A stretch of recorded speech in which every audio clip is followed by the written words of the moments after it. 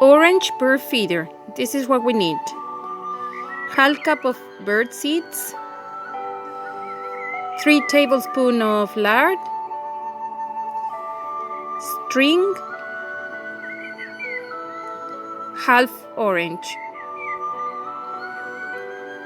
First, we empty the orange and leave the skin.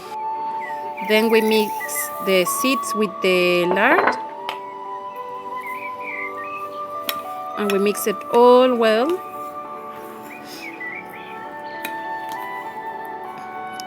until it become a paste.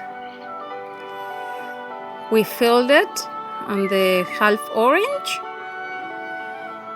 and with the help of an adult we put the string on. And it's ready. Just watch the birds coming in. Enjoy!